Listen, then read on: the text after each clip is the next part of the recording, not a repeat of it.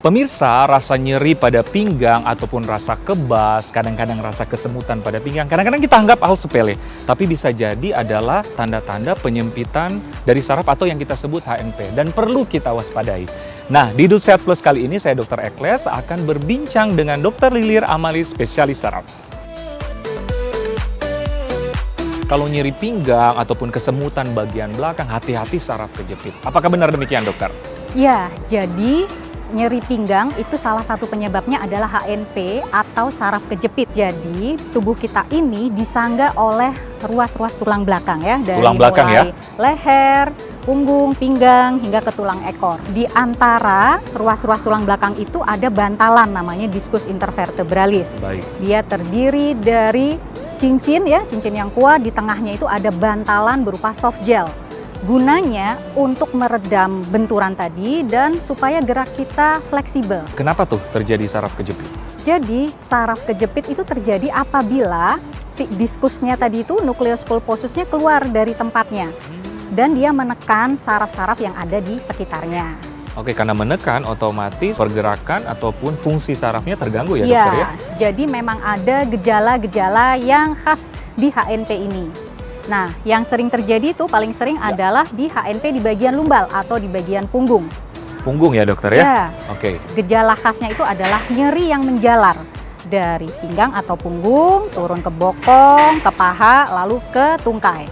Disertai dengan rasa kesemutan, kebas, terus bisa juga kelemahan tungkai, atau bahkan juga gangguan buang air kecil. Pemirsa, tim Hidup Sehat Plus sudah mengumpulkan 5 kegiatan sehari-hari yang katanya bisa mencetuskan HNP. Nah, yang pertama mengendarai motor, dokter. Apakah benar demikian, dokter? Jadi sering banget ya kalau mengendarai motor kita merasakan nyeri pinggang. Nah, kenapa seperti itu? Karena postur anatomis dari mengendara motor itu kurang bagus ya, kurang dalam posisi netral. Oke, gini kan ya, dok? Ya, Oke. jadi begitu kita tegang, duduk seperti itu tanpa sandaran. Tanpa sandaran? Ya, duduk dalam waktu yang lama, tanpa sandaran, lalu juga misalnya nih, lagi berhenti, kita akan menopang berat motor dengan satu kaki. Ya kan? Itu akan memberi beban yang berlebih di tulang punggung bagian bawah terutama. Yang lama-kelamaan bisa juga beresiko HNP. Nah, terus apa solusinya, dokter, bagi pengendara motor? Ya, ada kan yang pekerjaan sehari-hari ya memang harus dengan menggunakan motor. Solusinya gimana, dokter? Ya, jadi yang pertama dipilih motor yang sesuai ya. Jadi maksudnya tingginya sesuai. Jangan kalau misalnya kurang tinggi terus pakai motor yang besar. Itu juga. Jadi jangan yang terlalu berat. Lalu juga misalnya motornya juga jangan terlalu lama. Jangan terlalu lama untuk duduk mengendarai motor. Oke. Ya. Berapa lama disarankan segitu? Ya, disarankan jangan lebih dari 2 jam. Jadi setiap 2 jam disarankan turun dulu, Untuk berhenti dulu. Stretching dulu ya, betul. baru lanjut lagi mengendarai motor. Yang kedua adalah bersepeda. Nah, ini lagi digandrungi sejuta umat, bergoes-goes ria, dokter. Bener Nah, banget. katanya bisa juga mencetuskan HNP, dokter. Ya, jadi mencetuskan nyeri pinggang ya. Jadi kalau kita ingin bersepeda, itu ada tips-tips supaya postur kita tetap bagus dan mengurangi resiko HNP. Nah, seperti apa, dokter? Yang pertama, tentu kita harus menyesuaikan tinggi badan kita dengan tinggi sepedanya ya, tinggi Baik. sadelnya. Lalu diukur jarak antara saddle dan juga stang. Nah, usahakan dalam memegang stang ini jangan terlalu kaku, Terlalu kaku, ya, oke. rileks saja. Lalu juga ketinggian stangnya ini jangan ada yang sangat tinggi berbeda jauh dengan saddle ya. Jadi ada yang ke atas seperti ini Ataupun ada atau yang yang terlalu juga ke ke bawah. bawah. Iya, Itu itu kan tidak ada ya disarankan. model-model sepeda yang Seperti itu kekinian ya. seperti itu. Nah, itu akan memberi tekanan yang berlebih pada tulang belakang kita. Nah, kalau penggunaan handskun? Penggunaan sarung tangan ya, sarung tangan, ya. penggunaan sarung tangan yang nyaman itu bisa mengurangi getaran dari sepeda ini juga. Itu juga boleh diperbolehkan. Ingat tapi jangan terlalu ketat ya. Selain itu tadi posisi dari punggung. Ya, posisi punggung juga jangan tadi ya terlalu menekuk ya seperti ini. Lalu juga posisi kepala. Posisi kepala jangan terlalu mendongak. Oke. Ya, jadi dagu ditarik lebih ke arah dada seperti itu. Oke, baik. Yang Jadi jangan terlalu gini ya, dok ya? Iya, jangan terlalu mendongak. Lalu yang terakhir adalah posisi kayuhan. Posisi kayuhan ini penting banget ya, Dokter Ekles. Berayun, Ya, oke. Tadi jadi harus saddle itu memang benar harus sesuai dengan tinggi badan kita sehingga tidak terlalu menekuk seperti itu kakinya ya, dan bisa lurus waktu mengayuh. Mengayun bisa lurus, dan ada Iya. tekukan seperti ini. Betul sekali. Dan mungkin ini ya dokter, beristirahat mungkin setelah 1 jam atau setelah 1 jam 2 jam itu kita harus melakukan peregangan atau stretching. Yang ketiga adalah mengangkat galon. Nah, gimana tuh dok? Kadang kan nggak terhindarkan ya mengangkat galon ini, karena kalau misalnya kita sampai salah postur untuk mengangkat galon ini, tentu akan memberikan tekanan yang luar biasa pada punggung belakang kita. Oke. Nah, itu bisa mengakibatkan tadi saraf terjepit ya kalau salah mengangkat. Nah, Saya contohin aja Contohnya nih dok, Oke. gimana dokter? Jadi kalau kita mau mengangkat benda yang berat, kita harus posisinya berlutut dulu. Oke, berlutut. Satu lutut begini ya, Ya. satu depan, satu belakang begini. Dekatkan Galon. badan kita sedekat mungkin dengan si Objeknya objeknya. Ya, itu seperti ini ya. Oke. Lalu dipeluk seperti ini. Dipeluk. Ya. Lalu kalau bisa diangkat seperti ini dan menggunakan kekuatan dari tungkai. Jangan menggunakan kekuatan dari punggung kita. Tungkai. Jadi artinya Ya. kaki. Ya. Ya. Yang paling penting juga jangan memutar. Jangan memutar punggung kita. Nah, jadi kita harus memutar kaki kita seperti ini. Jangan begini maksudnya ya, karena ini akan mencederai tulang belakang kita. Nah, ini yang perlu kita perhatikan karena ini kegiatan sehari-hari di rumah, ibu-ibu apalagi kadang-kadang main angkat aja ya. Iya, betul. Tiba-tiba sakit pinggang atau kesemutan di bagian pinggang ya. Satu lagi yang bisa dilakukan adalah dengan jongkok. Jadi jangan seperti ini. Ini adalah posisi yang salah. Jadi ya. kalau begini Itu salah. Salah, oke. Pasti akan Ya. mengenai saraf tulang belakang kita. Yang benar adalah posisinya jongkok. Dan tulang punggung kita tetap lurus, ya. Lalu diangkat. Nah, seperti ini. Ingat gunakan kekuatan dari tungkai. Ya. Dan jangan digerakin. Ya, ke kiri jangan atau gerakan kanan. memutar. Kalaupun mau kiri kanan, kakinya Harus yang kakinya memutar. yang berputar ya. Nah, harus diingat tuh, apalagi para ibu-ibu di rumah tuh, yang main angkat aja ya dok ya. Yang keempat adalah menyandang tas. Menyandang tas apalagi yang berat itu bisa mengakibatkan nyeri pinggang.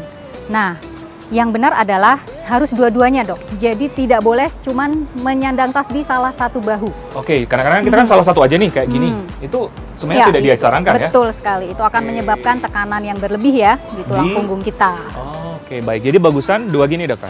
Ya, betul. Dua gitu atau yang lebih baik lagi ditarik. Kayak troli. Oke. Jadi lebih baik lagi ditarik. Ya, Ini nggak ada beban apapun nggak ya. ada beban apapun. Ini solusinya ya. Nah, yang sudah terlanjur nih memiliki tas yang diselempang ataupun memakai satu bagian tertentu, itu gimana dokter sarannya? Ada pilihan lagi nih kita untuk memperkuat otot-otot namanya core muscles ya. Jadi otot di bagian perut, di punggung dan di bokong itu ada latihannya. Jadi stretching, penguatan otot supaya tidak mudah cedera. Tidak mudah cedera. Dan atau bisakah dokter misalnya kan 5 menit sebelah terus pindah lagi 5 menit sebelah, itu dibenarkan atau gimana? Nggak bisa seperti itu. Memang baiknya memang harus dua-duanya ya. Satu lagi yang penting adalah pemakaian sepatu. Oh, itu partnernya tas tuh. Nah, Apalagi pada itu dia. wanita ya. Bener. Nah, gimana dokter? Jadi diusahakan jangan pakai heels apalagi yang tinggi. Jadi lebih baik sepatunya yang flat karena akan memberi beban juga kan yang berlebih dari betis sampai hingga ke punggung. Apalagi bagi para wanita yang bekerja di kantoran yang harus diwajibkan memakai heels nih, solusinya seperti apa? Bagi yang sering pakai heels, setiap 1 jam sarannya adalah dilepas dulu biar Stretching ya, kita dokter? bisa stretching. Saya setuju. Nah, selain itu juga bila di meja dilepas aja, sudah di meja kantor dilepas agar kakinya bisa flat, bisa Oke. menyentuh lantai. Jadi sambil kerja mungkin sepatunya bisa dilepas supaya menyentuh lantai yang rata. Yang kelima adalah menyetir mobil. Kita tahu bersama, apalagi kita hidup di kota-kota besar kayak Jakarta, menyetir mobil ini adalah kegiatan keseharian yang kadang-kadang lama dokter, Betul macet banget. dan sebagainya. Macet di Jakarta nih ya. Iya. Gimana dokter? Ya, jadi yang paling penting pertama tetap ya tinggi kursi dan jarak kemudi di antara Oke. kaki ya. Nah, Uh-huh. kaki dengan gas dan Gas remnya, dan kopling dan lain-lain ya. Iya, betul. Nah, pertama adalah posisi tangan. Posisi tangan seperti apa, dokter? tangan boleh nih ya, yang penting nyaman. Tadi ini siku menekuk 120 derajat. Gini, jangan terlalu gini ya, Iya, berarti ya? betul. Oke, Jadi seperti posisinya ini. rileks saja. Baik. Lalu juga posisi tangan ada di jam 10 dan jam 2 atau bisa juga jam 4 dan jam 8. Di sini. Iya, tergantung tingkat kenyamanan masing-masing aja. Baik. Lalu Terus? setelah itu yang harus perhatikan lagi adalah posisi punggung. Punggung ya? Ya, posisi punggung itu sekitar 100 sampai 110 derajat lah. Jadi jangan terlalu tegak sekali. Nah, itu memang agak 10 sampai 20 derajat ditidurkan sedikit. Seperti ini bisa ya, dok? Ya, betul. Ini sudah benar ya. Nah, yang paling penting bisa juga ditambahkan bantal kecil untuk di punggungnya, untuk Oke, menyangga punggung. Baik, Nah, baik. agar kelengkungan tulang punggung tetap terjaga. Oke.